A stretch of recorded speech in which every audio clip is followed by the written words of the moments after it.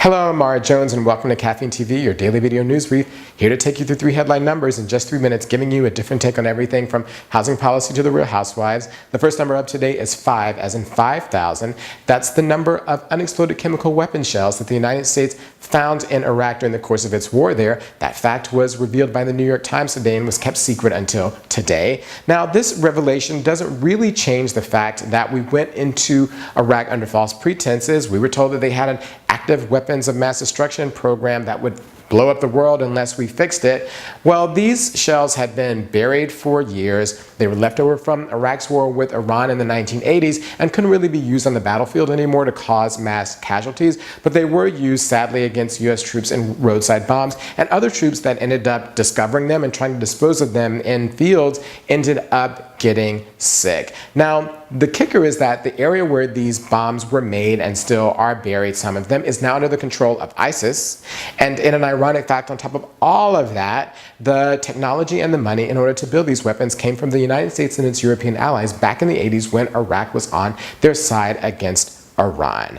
Now, when I read of all this, the only thing I can think of was, what kind of fakakta is this? And if you don't know what fakakta is, it's what comes out of the backside of bulls when they've eaten too much GMO corn. Now, currently we have a new bombing campaign underway in Iraq, and there are calls for us to send in troops there for a third time. We don't even really know what happened the last time we ended up sending troops there. So instead of this new proposed misadventure being Return of the Jedi, you know, the third installment of Star Wars, it could actually end up being Return of the Dunces.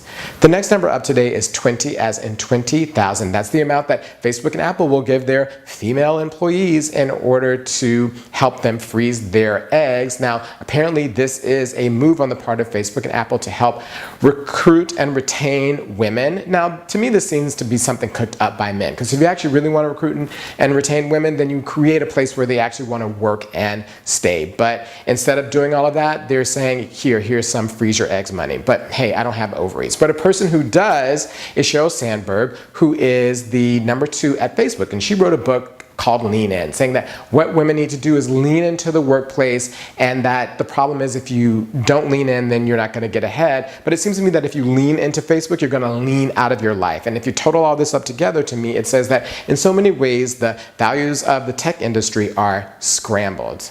The next number up today is 1, as in 1,000. That's the number of people being interviewed by PBS for the Whiteness Project. Now, this new television program is not a television documentary, historical documentary on the first English settlement at Jamestown back in 1608. No, it is an interview of white people on their views and experience on race, which is a good thing. White people have race and we need to hear their views. But in some ways it's backfiring. There are people who are saying that they feel that they've been discriminated against, like blacks, because they have tattoos. And then another person said that, anti-white discrimination is now the new civil rights issue of the United States, and that anti-black discrimination is gone away. Well, that's just not backed up by the facts. The wealth gap between blacks and whites is now the highest on record, and black unemployment, for example, is like 2 times greater than that of the national unemployment rate. So in so many ways, it seems like as it's going, that the Whiteness Project is making ABC's Blackish look like eyes on the prize.